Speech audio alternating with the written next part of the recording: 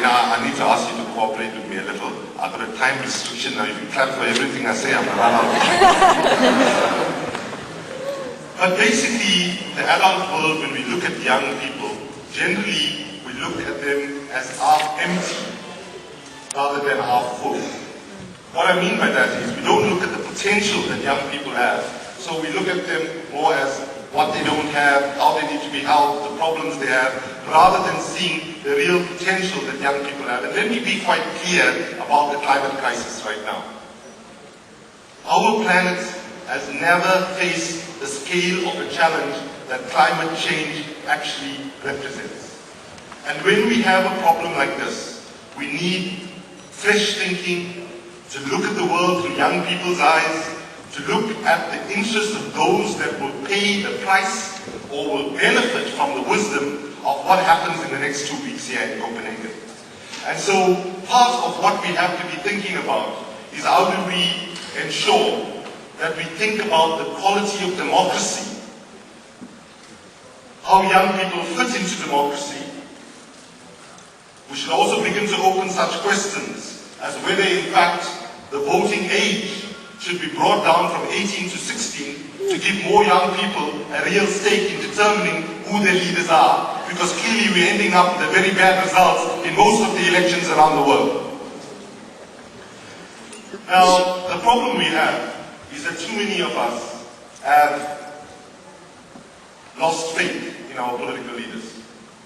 And I will put this in a slightly funny way. There's an email that is circulating in South Africa at the moment that talks about President Mandela passing away and going to heaven, and St. Peter meeting him at the pearly gates and saying, President Mandela, what an honor it is to have you come to heaven. Let me give you a personalized tour.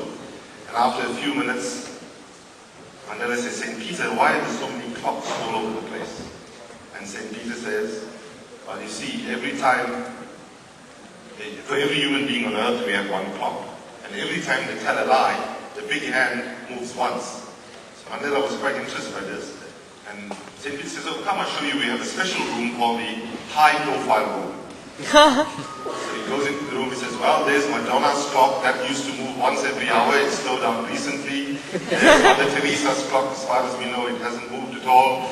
There's Mike Tyson's clock that moves still every 5 seconds. And after a few minutes, St. Peter said, but, you know, surely President Bush's clock should be here, because, you know, he's one of the most powerful people in the world.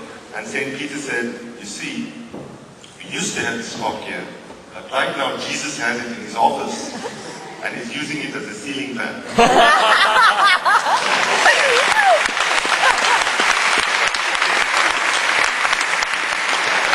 Now the reason I'm telling this story is to stress to you the importance of when we say we want a fair, ambitious, and binding treaty. The reason we need a binding treaty is that if our leaders do not agree to a legally binding treaty here, and if we just get wishy-washy nice words on a piece of paper called a political agreement or communique, then I can tell you a fair number of those leaders will forget what they signed by the time they get back to the capitals back home. So if we're going to hold them accountable, we need to recognize that they have broken public trust with us around addressing poverty, around addressing human rights, around addressing the HIV/AIDS pandemic, around addressing gender inequality, and there is no reason for any of us in our right state of minds to expect right now that we can take the word if it's not a binding treaty. Now, I've been asked to reflect on the linkage between poverty and climate change. Many of us have been saying that the struggle to avert catastrophic climate change and the struggle to end global poverty are two sides of the same coin. As we sit here, my dear brothers and sisters, every year we are already losing 300,000 people from climate-related impacts. As we sit here, we know that we can talk now about climate refugees in parts of the Pacific, in parts of Africa, and in virtually every part of the world, where people are having to move from where their ancestors and so on have lived and farmed and did agriculture and so on.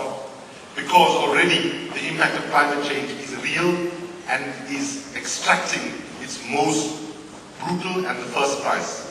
Now, of course, we all know that even though it is industrialized countries that have been most responsible for the climate catastrophe we find ourselves in, sadly, it is people in poor countries who've been least responsible for the catastrophe who are having to deal with the first and most brutal impacts.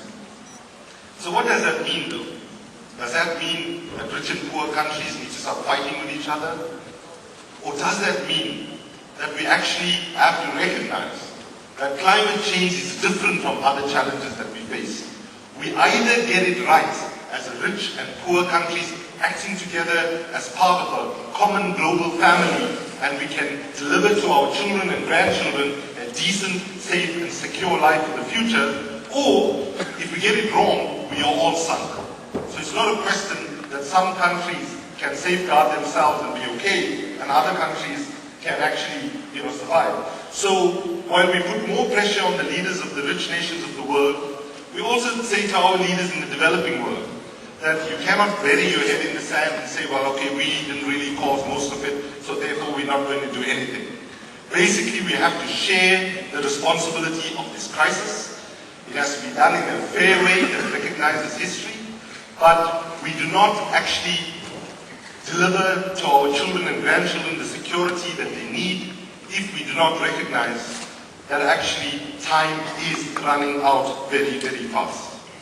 The other issue I want to just spend a few minutes on, how many, and I pose it as a question to you, how many of you remember a slogan that's, or have come across a slogan that says, think globally, act locally? Most of you.